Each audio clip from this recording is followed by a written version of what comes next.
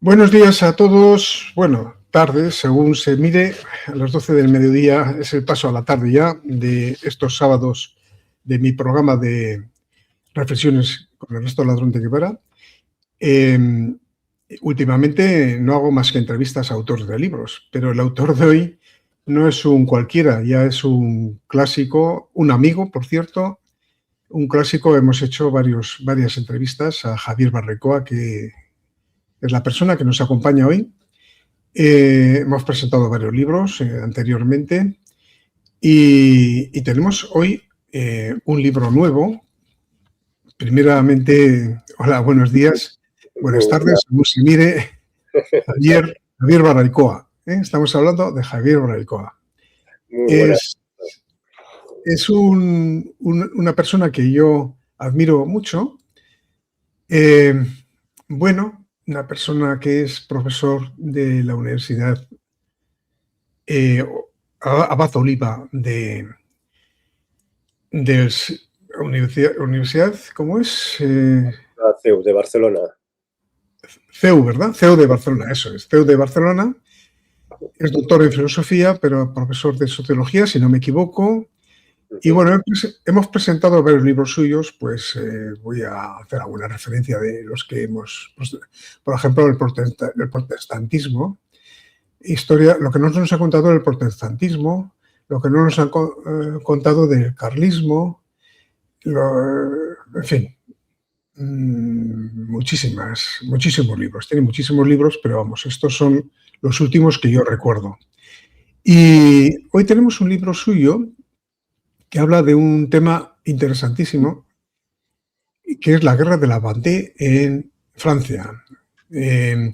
Yo la verdad es que hasta hace no mucho la guerra de la Vendée no la conocía. Ni tampoco la guerra de los cristeros. Sí conocía, evidentemente, cómo no, la guerra civil española, que tiene un parecido asombroso con ambas guerras. La guerra de los cristeros fue un intento de eliminar el cristianismo en México en los años 20 del siglo pasado, y previamente a la guerra de México, la guerra de los cristeros, fue la guerra de la Vendée en Francia. Después de la Revolución Francesa, que, bueno, pues esto que tanto alabamos de la Revolución Francesa, la Ilustración y tal, que era una libertad, igualdad y fraternidad y tal y cual, bueno, de eso nada de nada, nos han engañado olímpicamente. Y la prueba es que intentaron barrer del mapa el cristianismo en Francia. ¿No es así, Javier? Pues sí, ni más ni menos, ¿no? Yo creo que la Vendée es la primera, digamos, confrontación en sangre de lo que será la cristiandad ya en la modernidad con la propia modernidad, ¿no? Que luego se verá repetido esta persecución a la Iglesia Católica, no solo en la Vendée, sino, pues, como bien has dicho, las guerras carlistas o las guerras napoleónicas por toda Francia, sobre todo se ven claramente ya en el siglo XX, en la guerra de los cristeros, cuando el gobierno de Plutarco Elías Calles decreta, sin más, que tiene que acabar el culto católico y se suprime el culto católico y empieza una guerra. Y luego lo veremos también en nuestra guerra civil, ¿no? Como la República, la Segunda República, claramente tenía como intención última acabar con la Iglesia Católica, ¿no? Y transformarse en un régimen comunista, por cierto. Entonces, lo interesante de la Vendée y de resucitar la memoria de la Vendée es precisamente que es como el primer momento en la historia donde claramente se ven las intenciones de la modernidad y que todavía existe un sentido católico de la sociedad, del vivir, de la tradición, que no quiere morir, ¿no? Y como resultado, pues será la guerra de la Vendée. Claro. ¿Por qué ese afán, después de la Revolución Francesa, de destruir a la Iglesia? ¿Y quién lo protagoniza? ¿Qué está detrás de esto, manejando los hilos para acabar con la religión católica? En definitiva, una guerra contra el cristianismo, una guerra más masónica, satánica, luciferina, en fin, no es algo de eso. Sí, bueno, si analizamos los antecedentes que van a llevar a la Revolución Francesa, que nos han vendido, como bien has dicho, como el despertar a las luces y el despertar de la razón y los derechos humanos y del ciudadano. Pero bueno, esto es una parafernalia que no se aguanta, ¿no? Cuando se analiza lo que es los antecedentes, ya se ve claramente que la Ilustración, especialmente en Francia, va a encaminarse, en principio parece que contra la monarquía, pero el enemigo real es la Iglesia Católica, ¿no? Y toda la enciclopedia es como un gigantesco esfuerzo para crear un antiteísmo brutal en toda Francia, que se acompaña también de movimientos dentro de la Iglesia heréticos, casi podríamos decir los herederos de los hugonotes o protestantes franceses, que sean los jansenistas, que es un movimiento que también quiere acabar con la Iglesia tal como se ha entendido lo que es la Iglesia. Bueno, entonces ahí vemos que ya se estaba cocinando.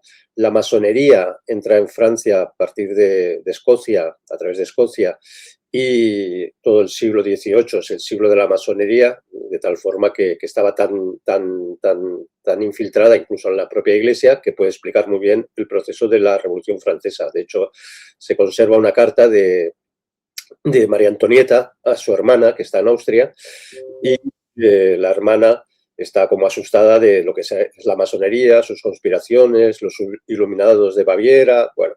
Y entonces ella le escribe, María Antonieta, que no se preocupe, que los masones son muy buena gente, que en toda la corte hay masones, que en toda Francia todo el mundo es masón, que hacen muy buenas obras, pero la masonería va preparando claramente la destrucción de la Francia católica. Hay un momento que esto se ve muy bien con esa frase del Evangelio, ¿no? Que se dice, llegará un momento que llamarán luz a las tinieblas y tinieblas a la luz, ¿no? Y la Edad Media, que fue un momento de luz antropológicamente, teológicamente y filosóficamente, nos la han hecho pasar por la oscura Edad Media, ¿no? En cambio, la Ilustración, es la propia palabra, ilustrar, iluminar, ¿no? Es esa falsa luz de la razón, que además luego vemos como la propia Revolución Francesa, en ese acto de descaro, quita a la Virgen, a la Madre de Dios de Notre Dame, de la catedral, y pone una prostituta en su lugar, como encarnando la diosa razón, ¿no? Entonces, esto se ve en todos los aspectos de la revolución, como lo esencial es ir contra la religión. Y, vamos a comentar exactamente qué es lo que pasó en la guerra de la Vendée. Sí. O sea, ¿qué hechos, qué circunstancias, cómo se desencadenó esa guerra y por qué? Sí, en principio, y esta es la lectura que hacen desde la izquierda, que por cierto han querido siempre acallar todo el tema de la Vendée, pero bueno, ante lo inevitable, pues justifican que todo fue porque, y es cierto que hubo un sorteo, porque ya cuando la República, digamos, se ha fundado en Francia, la Primera República, se ha guillotinado a Luis XVI, la República entra en guerra con todas las potencias europeas y necesita soldados. Entonces hay una leva masiva, se necesitan 300.000 soldados y se empiezan los sorteos por los pueblos, y en un momento determinado, pues en la comarca de la Vendée, que para que no lo sitúe, está por debajo de la Bretaña, tocando el Atlántico, cuando empiezan los sorteos hay una rebelión popular que dice: no queremos servir a una república que ha matado al rey, que es regicida y que va contra nuestros buenos sacerdotes, ¿no? Porque ya desde 1789 se había poco a poco creando todo un ambiente legislativo contra los sacerdotes, contra la Iglesia Católica, contra las propiedades de la Iglesia.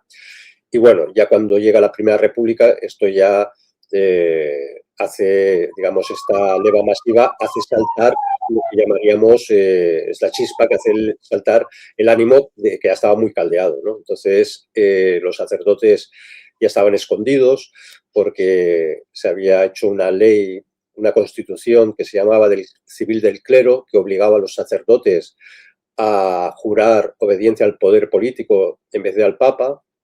Y el que no juraba pues se quedaba sin parroquia, se quedaba sin sueldo, tenía que esconderse, era perseguido, se amenazaban de deportación, y ante esto, pues bueno, toda la comarca de la Vendée empieza a sublevarse contra la Primera República, y es un pueblo campesino, es un pueblo sin armas, sin un ejército profesional, pero poco a poco el entusiasmo, el fervor religioso hace que, bueno, que supla la falta de armamento. Poco a poco van tomando pequeñas poblaciones, cada vez más, poblaciones más grandes, van cogiendo armamento al ejército republicano, se pueden municionar. Y bueno, esto estamos hablando de 1793 y todo ese año habrá pues un intento bueno, de sublevación donde ellos van a recurrir a la nobleza rural en principio no quiere apoyar este levantamiento popular de campesinos porque ven que es una locura, luego ante el entusiasmo se suman, por lo tanto estamos ante una guerra muy asimétrica de gente que le mueve la fe, y por un lado, y un ejército ya muy profesionalizado, muy numeroso, muy potente, republicano, pero que no puede derrotar a los campesinos, ¿no? Hay un momento de inflexión que es el intento de la toma de una gran ciudad, que es Nantes, que no pueden los vandeanos, porque ellos esperaban que si tomaban Nantes, que había puerto en el Loira, pues podrían, digamos, ayudar los ingleses. Bueno, esto no ocurre. Durante todo ese año hay victorias y derrotas. Al final quedan prácticamente exterminados los miembros del ejército vendeano y, bueno, se conseguirá firmar una especie de paz antecedida por un genocidio, que de ahí el título de la obra, ¿no? El genocidio de la Vendée, porque estamos ante el primer, digamos, genocidio moderno con todas las peculiaridades que luego han tenido todos los genocidios que hemos visto en la modernidad, ¿no? Y esto es como muy importante. Después de este genocidio, que si quieres luego hablaremos, hay una especie de paz falsa. Los republicanos, como no pueden, digamos, acabar con los vendeanos, pues les medio prometen que les entregarán al hijo del rey guillotinado, que sería el infante Luis XVII, pero bueno, no tenían ninguna intención. Este muere de pequeño, se supone que muere de enfermedad, también podría morir envenenado perfectamente, y se reemprende la guerra, ¿no? Y la guerra va a durar hasta 1796, ¿no? Y entonces, todo eso, pues insisto, es una guerra totalmente asimétrica, es un pueblo contra un ejército profesional y asalariado, ¿no? Y de un heroísmo y una espiritualidad incomparables. Mientras hablabas, estaba pensando yo que hay un parecido asombroso con la Guerra de los Cristeros en México, ¿no? En el principio, con Porfirio, la persecución, el intento de doblegar y controlar el nombramiento de curas y de sacerdotes y jerarquía eclesiástica, incluso pues, por parte de Porfirio, la sublevación, porque no querían expresiones públicas de religiosidad, y etcétera, etcétera. Una represión brutal y al final la guerra, claro, por una situación de autodefensa, ¿no? Y sin embargo allí se me ocurre de preguntar, porque es que es una curiosidad que tengo. En la Guerra de los Cristeros la jerarquía eclesiástica no se portó nada bien, porque ya estaban ganando la guerra prácticamente los cristeros y diríamos la jerarquía llegó a un acuerdo, ¿no?, con el poder en ese momento, si no recuerdo mal. No sé si fue así o no. Y en la guerra de la Vendée esto no sucedió, ¿verdad? Digo, Bueno, no por desconocimiento. Sí, sí. Ocurre algo parecido. Es verdad que en la Guerra Cristera, que empieza en 1926, reinando el Papa Pío XI, bueno, entre los obispos mexicanos, sobre todo obispos norteamericanos, y mucho por influencia de la masonería, más o menos engañan a Pío XI y Pío XI, digamos, ordena de poner las armas, ¿no? En un momento que ya casi estaba la victoria de los cristeros sobre los ejércitos también federales. De hecho, ya se habían impreso pues octavillas para entrar, para lanzarlas entrando en la capital de México. Pero bueno, ahí hay como una especie de traición. Le hacen creer a Pío XI que eran unos desalmados, unos bandidos, una gente digamos, de mal agüero, y cae en la trampa. De hecho, cuando se da cuenta Pío XI, esto le sirvió para que en la Guerra Civil Española, que intentaron lo mismo, que condenara el alzamiento, Pío XI fue mucho más prudente y como diciendo, a mí no me la cuelan otra vez, ¿no? Entonces, con Lavandés pasa algo parecido en el siguiente sentido. A los vandeanos se llamaban los bandits, los bandidos, ¿no? Y entonces hemos de pensar que lo que hace la Revolución Francesa ya muy prontamente es la constitución civil del clero.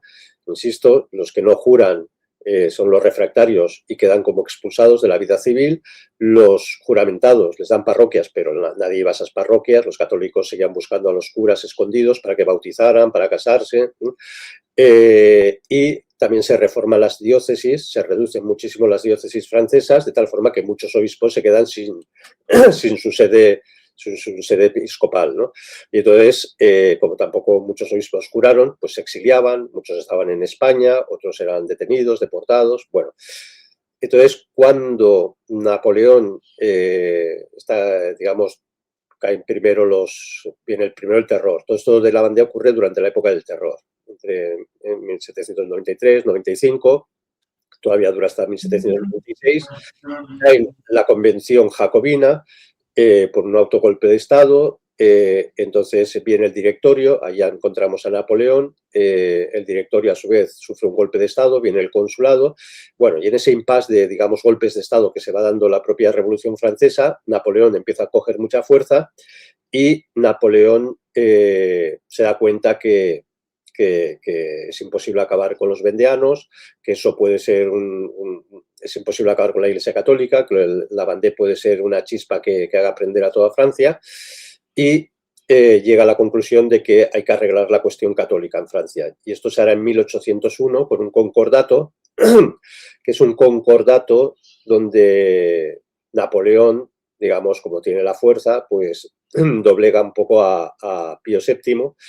¿De qué forma? Se le reconoce a la Iglesia Católica su importancia en la sociedad francesa, por ser la mayoritaria, pero el Papa tiene que deponer a todos los obispos, muchos de ellos que estaban contra el espíritu de la Revolución Francesa, y obliga al Papa a que se nombren nuevos obispos, que todos eran obispos galicanos, que era esa tendencia dentro de la Iglesia francesa de crear una iglesia nacional, igual que hemos visto en los nacionalismos, ¿no? Esa intención de crear sus iglesias nacionales, separadas del Papa,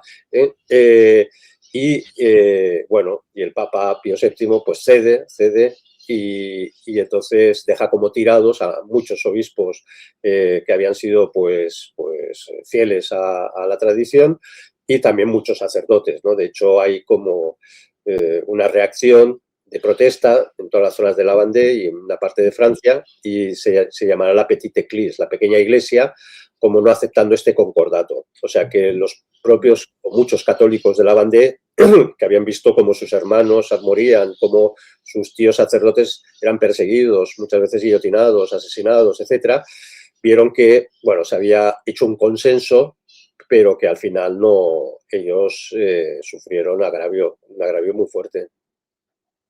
Y sobre todo una defensa de la fe, ¿no? Una defensa de la tradición y la fe, ¿no? Eso era la semilla de ese martirio que sufrieron en defensa de unas convicciones muy fuertes de tipo religioso, ¿no? Porque para ofrecer la vida en una situación así, lo normal, en una situación como muy parecida a las que vivimos hoy, es entregarse a la situación, acomodarse y no hacer nada, pero esa resistencia numantina da el reflejo de unas convicciones profundas de tipo religioso. Sí, sí. Esto desde el primer momento, uno de los grandes líderes vendeanos será Catalino, que un joven, arriero, negociante, corría por los caminos, lo conocía mucha gente, y entonces le van a buscar los campesinos y él dice, bueno, ¿estáis dispuestos a dar la vida por el rey y por la religión? Entonces ellos de forma entusiasta dicen que sí, y entonces él se lanza pues a la batalla. En su pueblo pues le siguen 30, llega al siguiente pueblo ya son 500 y al tercer pueblo ya eran 3000, ¿no? Y de estas gentes eran gentes muy religiosas, porque también esto lo explico en el libro, como la zona de la Vendée había sido evangelizada, misionada por San Luis María Griñón de Montfort, un siglo y medio antes. En ella había arraigado la fe potentísima hacia María, hacia el Sagrado Corazón. De hecho, ellos llevaban en el pecho pues cosido un Sagrado Corazón. Y estos campesinos, pues sus generales, sus líderes, digamos que sabían que cada vez que se encontraba una cruz en el camino, pues se paraban todos, rezaban el rosario, hicieron una guerra muy humana en épocas muy inhumanas. Esto es, ellos cada vez que cogían prisioneros, y los cogían a miles, si era al revés, los vendianos eran fusilados por los republicanos, pero los vendianos, cuando cogían prisioneros, les hacían jurar que no volverían a sus armas contra ellos y les dejaban marchar, ¿no? Cuando el cuerpo lo que les pedía era cogerlos y fusilarlos a todos, porque habían visto cómo quemaban sus casas, cómo quemaban los campos, cómo mataban a la gente sin pensárselo. Y bueno, por los testimonios sabemos que confesaban antes de la batalla. Hay un momento que uno de los generales, de estos por calentamiento en el combate, han hecho muchos prisioneros y los ejércitos vendeanos quieren fusilarlos. Y entonces dicen, muy bien, pero primero recemos el Padre Nuestro, ¿no? Y les obliga a sus soldados vendeanos a rezar el Padre Nuestro, y cuando llega a perdonar nuestras deudas, les hace parar para que piensen. Entonces todos se dan cuenta que tienen que perdonarles, ¿no? Entonces les hacen este juramento y les dejan marchar, cosa que los soldados republicanos estaban atónitos y no se lo creían, que les dejaran marcharse, ¿no? Entonces nos han quedado como testimonios brutales de esa fe de esos hombres, ¿no? Sí, sí, interesantísimo. Oye, ¿qué transferencia también de similitudes puede haber con las guerras carlistas? Tú has estudiado muy profundamente y además tú eres tradicionalista, ¿no? Y entonces, ¿qué similitudes puede haber entre las guerras carlistas y aquello? ¿Hay algún vínculo en ese sentido? Sí. Vínculo histórico me refiero, claro. Bueno, hay vínculo de doctrina y de espíritu, porque hemos de pensar que las guerras carlistas no aparecen por las buenas, no es porque hay un problema dinástico y unos les da por un rey y otros por una niña que será Isabel II. Eso es como accidental, porque lo que se estaba cociendo en España era lo que se había cocido en Francia, que era la modernidad, sí, la modernidad entendida como algo profundamente antiteístico, o la modernidad no, en ese sentido de la modernidad liberal, ¿no? que viene a arrebatar a la Iglesia pues su misión. Y entonces hemos de pensar que muchos de estos vendeanos, todo está ocurriendo a finales del siglo XVIII, muchos, sobre todo sacerdotes refractarios, como tienen que huir, muchos vienen al sur están en el sur de Francia, pasan los Pirineos y vienen al norte de España, sea por la zona vasca, por la zona catalana. Y las noticias, como en aquella época no había ni WhatsApp ni nada de esto, pues las noticias, claro, llegaba al pueblo español a través de estos sacerdotes que ya iban como previendo lo que se les iba a caer encima si la revolución se extendía, ¿no? Entonces, cuando llega Napoleón, claro, es visto como el anticristo, y todo el alzamiento, la guerra de independencia, una parte muy importante de las guerrillas, del pueblo que se levanta, es en sentido religioso, como una cruzada, contra una figura anticrística, ¿no? Y luego este espíritu de cruzada contra la modernidad será lo que veremos después en la guerra realista, en 1820-23, contra la masonería, contra el liberalismo más revolucionario, y será lo mismo que veremos en la guerra de los agraviados, que es en 1827, o incluso antes, la Guerra Grande o la Guerra de la Convención. Vemos cómo voluntarios catalanes y vascos miran de penetrar en esa Francia revolucionaria para liberar al pueblo francés de las hordas revolucionarias, ¿no? Y entonces el carlismo recoge este espíritu. Entre la guerra carlista y la guerra vendeana no han pasado poco más de 30 años, ¿no? O sea, una generación propiamente. Entonces, de padres a hijos, digamos, se ha ido transmitiendo ese espíritu de lucha frente a la modernidad, ¿no? Sí, sí, muy interesante. Muy interesante, porque claro, pensamos que son hechos aislados en el tiempo, pero hay un correlato histórico con otros fenómenos en la Europa de entonces, claro. La lucha entre la tradición y el modernismo, la lucha entre lo que decía Ramiro de Meztu, ¿no? Cómo se hundió la hispanidad gracias al exotismo, es decir, al afrancesamiento, a la admiración de lo ajeno, no a la admiración de los hechos heroicos propios y las grandes realizaciones hechas por la hispanidad y los españoles, sino siempre admirando lo externo y el naturalismo de Rousseau, ¿no? Es decir, que tabla rasa de lo anterior y empecemos de nuevo. Entonces, pues efectivamente, esto da lugar a un análisis de tipo filosófico profundo, ¿no? De cómo las sociedades van... Y lo aplico al día de hoy, claro. Yo me gusta aplicar todo esto al día de hoy. Cómo se van deteriorando, degradando a medida de que se van perdiendo las raíces y los valores de antaño. Sí, sí. Tú piensas que lo que ocurre en esos años, en ese final del XVIII, primer tercio del siglo XIX, ahí hay una convulsión en toda Europa. Cuando las tropas todavía republicanas de la Convención invaden Italia para acabar con los estados pontificios, acabar con el católico reino de Nápoles y crear una especie de preunidad italiana, encontramos toda una revuelta también campesina, católica, popular, ¿no? Que se llaman los santafedistas, que consiguen expulsar a las fuerzas revolucionarias francesas, ¿no? Encontramos como también el espíritu republicano revolucionario intenta liquidar la monarquía en Portugal y aparece el miguelismo, ¿no? Como un movimiento también popular, un movimiento católico, etcétera, ¿no? Y cuando Napoleón invade el Tirol, porque en esa política expansionista de Napoleón que está intentando llevar el esquema de la Revolución Francesa a toda Europa, en el Tirol se encuentra Andreas Hofer, que es un gran líder montañés, también de gentes de montaña, y consiguen unos montañeses pues derrotar a las tropas de élite de Napoleón, ¿no?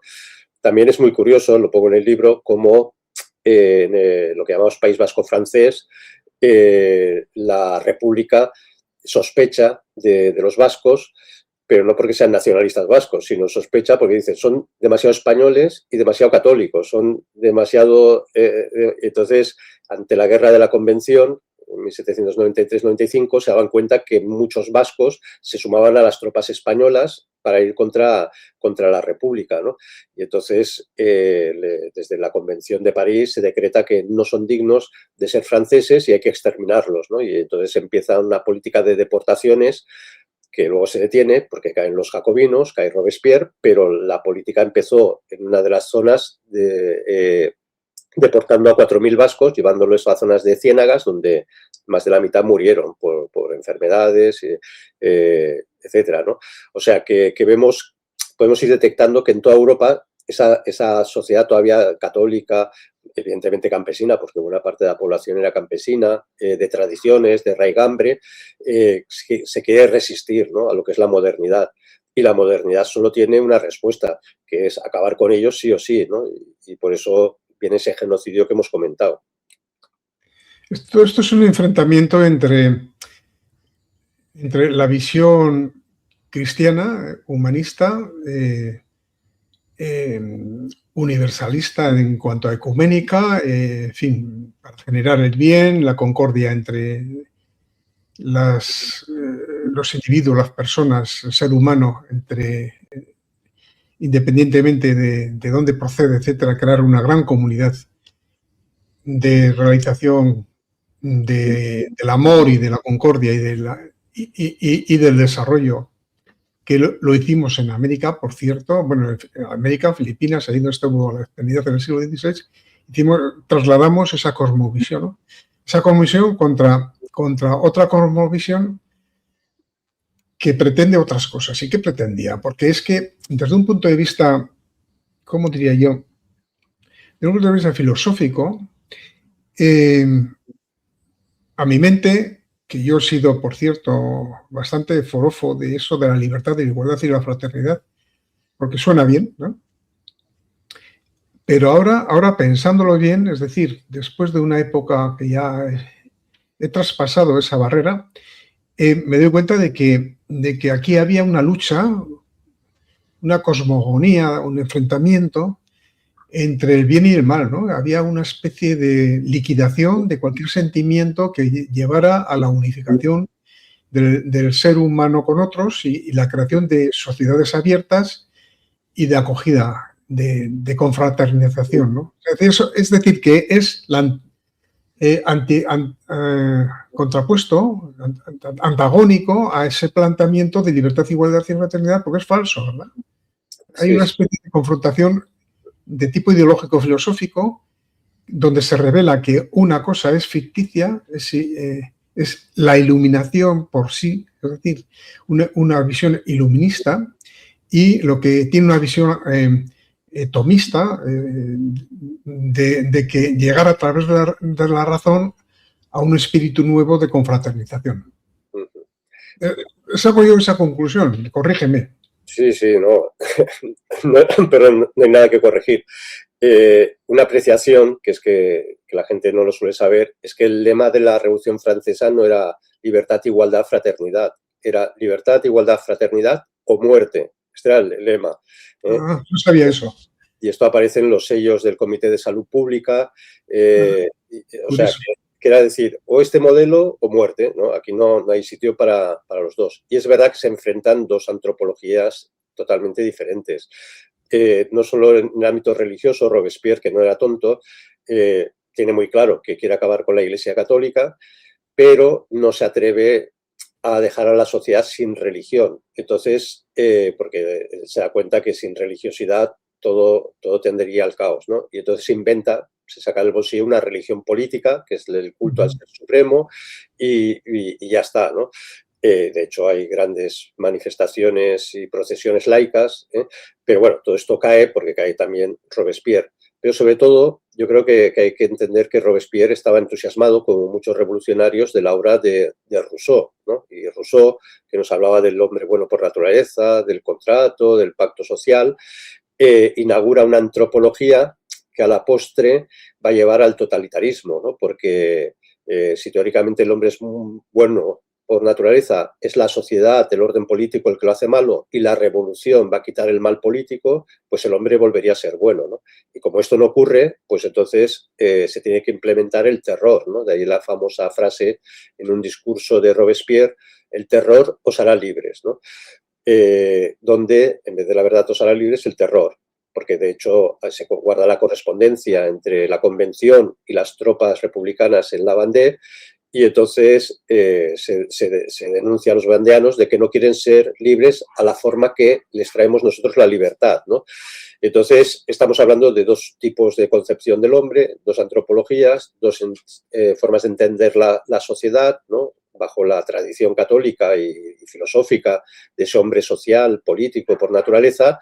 Ellos proponían un hombre que llega a la sociedad por pacto de puras voluntades individuales.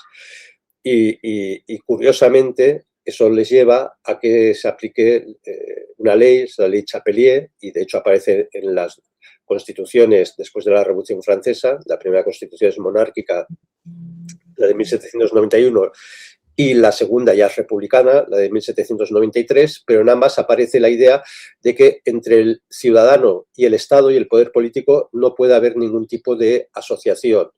Y se prohíbe, por la ley Chapelier, que los gremios, o sea, desaparecen los gremios de tal forma que la única forma que los trabajadores podían defenderse del poder puramente económico, de los poderes plutocráticos, era con los gremios. Los gremios medievales eran para proteger a los trabajadores y les daban una cosmovisión, un sentido de la vida, del trabajo, y esto por decreto la Revolución Francesa lo anula.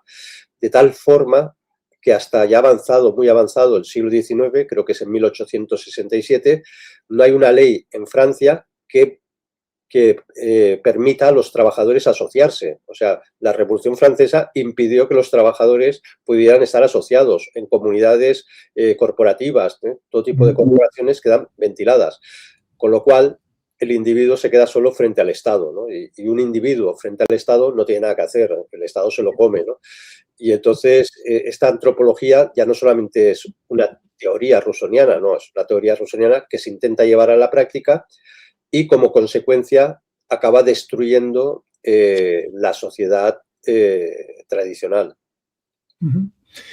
Me imagino que cuando has decidido escribir este libro lo habrás hecho con un propósito, aparte como un historiador que refleja una época. Es decir, cualquier libro que refleja una época tiene una visión hacia la actualidad, porque somos seres históricos que evolucionamos en un desarrollo temporal, diacrónico, ¿no? Y entonces, ¿cuál es la inspiración que te llevó a la necesidad de escribir este libro? Sí, bueno, yo hace muchos años, hace unos 30 años, dirigía una revista que era Hora Información y llevé a cabo 2 monográficos, uno sobre los cristeros y otro sobre la Lavandé, ¿no? Cuando prácticamente nadie en España sabía qué era eso, ¿no? Y bueno, siempre había quedado ahí, que fue una gran labor de divulgación en su momento, pero ya en los tiempos que estamos viviendo, yo creo que hemos sufrido en España pues una especie de ilusión, ¿no? De, bueno, muere Franco, ahora viene la libertad de verdad, ahora viene a todos seremos felices, ahora todos los derechos, y la lectura es que todo se está desmoronando, ¿no? Y que de hecho estamos viendo la aplicación de la modernidad o la posmodernidad en sus consecuencias más crudas, ¿no? Y en cierta medida lo que aconteció en la Vendée tiene que ser, digamos, algo no olvidado, algo que sea un referente, ¿no? Por eso el libro se subtitula La primera cruzada moderna, porque es verdad, es la primera gran resistencia activa por las armas frente a un mundo violento que trae la modernidad y que quiere extinguir, hacer tabla rasa de toda la tradición, ¿no? Y en cierta medida estamos en una época muy parecida, ¿no? Que nos faltan como referentes de resistencia activa, no digo tomar las armas, evidentemente, pero sí de una resistencia, yo creo que ya la resistencia pasiva, ir aguantando, tampoco no corresponde a estos tiempos, ¿no? Sino que es plantearse cómo resistir, ¿no? Entonces, entender que hubo gente que hoy por hoy todavía los vendeanos han guardado la memoria, se ha conseguido, mejor dicho, recuperar la memoria vendeana. Tienen un parque temático fantástico que es Puy de Fou, en el cual pues, se reproduce la historia cristiana de Francia, se recuerda la gesta vendeana. Bueno, pues es porque, digamos, ellos intuyen que o tienen este referente o si no quedan dilapidados, ¿no? Entonces, yo creo que, de hecho, posiblemente habrá otro libro que será sobre los cristeros, ¿no? Del mismo estilo, para reivindicar ese espíritu de lucha, ¿no? Y quizás lo que cambia ahora es que los tiempos son más sutiles, los ataques son muy sutiles, nos van matando el alma más que el cuerpo, digamos, nos van adormeciendo, envenenando y luego ya, pues, ya nos hemos quedado sin anticuerpos, sin resistencia y vemos cómo agonizan y languidecen nuestras sociedades. Se ve en el orden demográfico, pero se ve en el orden moral, se ve en todo, ¿no? La identidad dilapidada, disuelta, ¿no? Toda esta posmodernidad que nos ha convertido en sujetos de consumo, falsas felicidades, ¿no? Entonces, yo creo que es muy bueno recuperar otra vez lo que es el espíritu de combate, de lucha, ¿no? Y sobre todo muchos jóvenes, cuando ven estas cosas o empiezan a conocer esta historia, pues se sienten como llamados, ¿no? Es decir, si estos lo hicieron, porque hemos de pensar que la Vendée se decretó un genocidio, no se llamaba así en esa época, se les llamó populicidio, y en aquella época de 800.000 hombres se calcula que entre un 15 y 20% murió asesinados en combate. Es como si en la Francia actual en un año y medio de repente mataran a 4 o 5 millones de personas. Es un porcentaje brutal, ¿no? Entonces, bueno, esa defensa heroica y además trascendental, un sentido trascendental de la vida, ¿no? Pues es un ejemplo muy necesario para nuestra época. Así lo veo yo.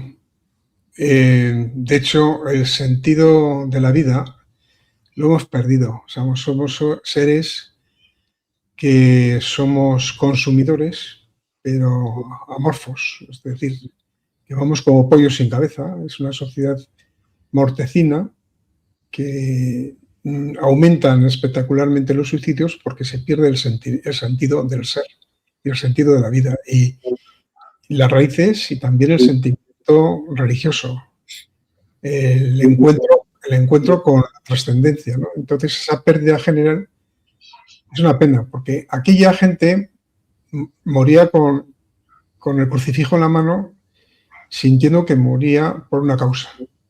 Ahora, si hubiera aquí un conflicto, ojalá nunca lo hubiera, pero si hubiera un conflicto por invasión, vamos a suponer que llegara a esa situación, ¿no? Aquí, sálvese quien pueda. O sea, no hay un sentido patrio, no hay sentido de religiosidad, de pertenencia, y vamos diluyéndonos, fragmentándonos, enfrentándonos, atomizándonos, cada sociedad en cada sitio, sin un sentimiento colectivo, aunque ciertamente sí que hay un pozo importante que desde ahí podemos recuperar ese sentido de patrio y ese sentido religioso común, que es antropológico, que es cultural, pero también es de fe.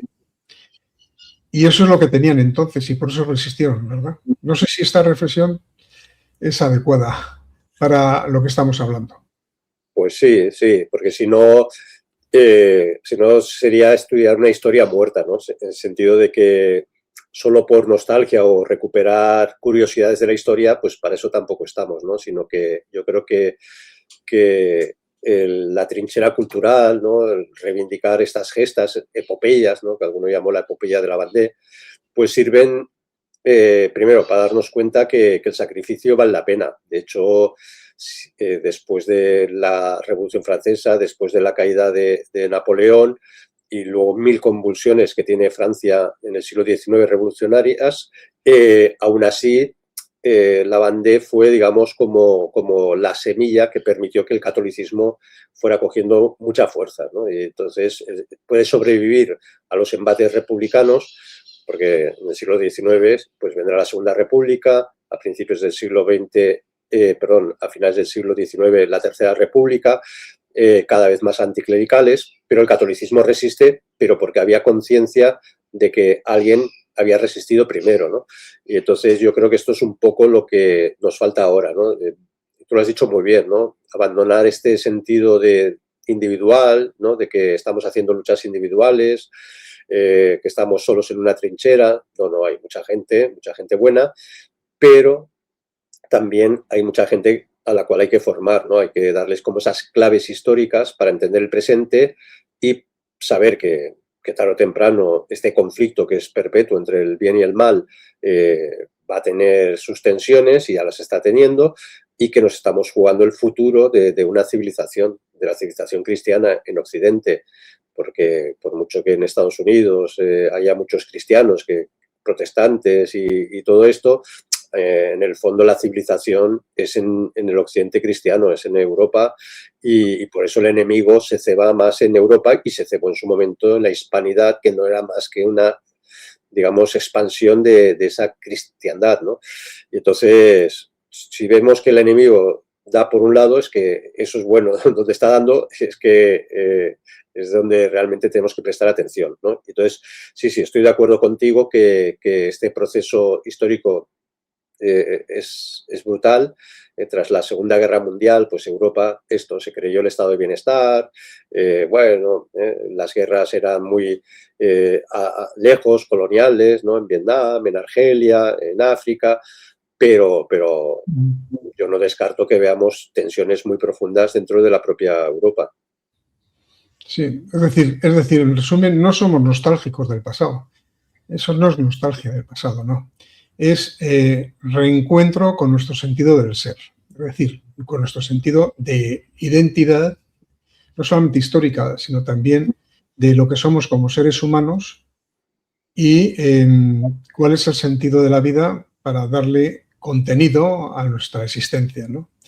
No hacer un existencialismo barato de este relativismo que hay y que nos oprime, porque es un relativismo que nos descompone como seres humanos y nos cosifica, sino encontrar algo que nos dé perspectiva, valor y también sentido de la existencia, porque eso es el motor de la vida, al fin y al cabo.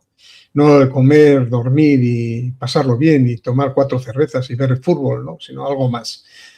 Ese es un poco yo lo que, si me permites, concluyo yo con esta historia tan maravillosa, pero al mismo tiempo trágica, ¿no? Que fue las guerras de la bandera, la guerra de los cristeros, la guerra civil española, que hay mucho todavía que desvelar, lo intenta tapar, pero de esto hay que hablar en algún momento, derivado de esta reflexión, y por tanto reencontrarnos como sociedad histórica que somos. No somos una sociedad que de repente aparece ahí en un momento determinado y que, bueno, pasado el franquismo, decir, bueno, esto es una cosa nueva. No, el transcurso de la historia nos moldea, nos guste o no.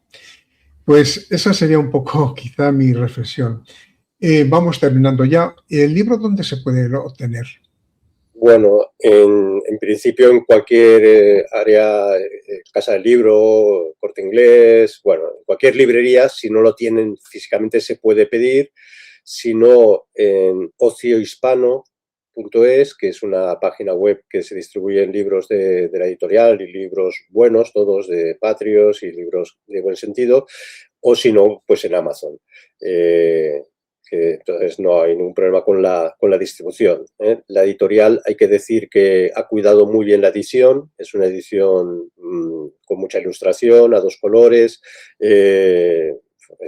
vamos, gratamente es una sorpresa grata cuando uno coge el libro, porque es un libro muy bien editado y está hecho, también lo advierto, como divulgación. Podría haber sido un libro súper erudito, con muchas notas a pie de página, incluso aburrido, pero entre la editorial y yo, pues vimos que la necesidad de divulgación, ¿no? Entonces es un libro que la gente que lo ha leído me lo ha comentado, de que se lee súper bien, que es súper ágil, que es emotivo, es apologesta, o sea, quiero decir que es un libro que tiene como intención esto, hacer una apología de esos hombres y mujeres. Hemos de pensar que desde la Convención decretaron el exterminio de la Vendée, convertirlo en un cementerio nacional, y para ello constantemente se aludía a que había que acabar con los surcos reproductores, que eran las mujeres, ¿no? Hay que matar a las mujeres, y de hecho sistemáticamente las mataban, ¿no? Pues esto, digamos, la intención es que esta historia llegue a todos, ¿no? Y entonces esta es la intención del libro. Insisto, se puede conseguir, y si no está físicamente se pide, y la distribución es muy buena. Sí, es necesario leer, es necesario informarse, es necesario encontrarse con la reflexión ante la cultura, es necesario aprender. En un momento en el que el sistema educativo está en este aspecto muerto, porque el conocimiento se desprecia, ahora vienen las competencias. Yo me he preguntado siempre, ¿qué son las competencias? O sea, si no se tiene la cabeza amueblada, no hay competencia posible. Serás un buen trabajador manual, pero desde un punto de vista mental, intelectual, pues estás perdido en el océano. Y este tipo de libros yo siempre los recomiendo porque dan lugar a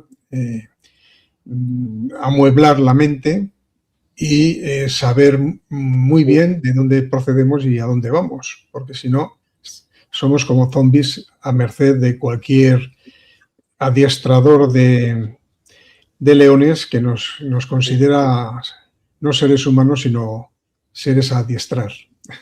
Pues muchas gracias, Javier. Es un lujo tenerte y entrevistarte. Pues muchas gracias a ti, Ernesto, y nada, esperar que el de la Cristiada, a ver si, si volvemos para poder hablar del próximo libro. Estupendo.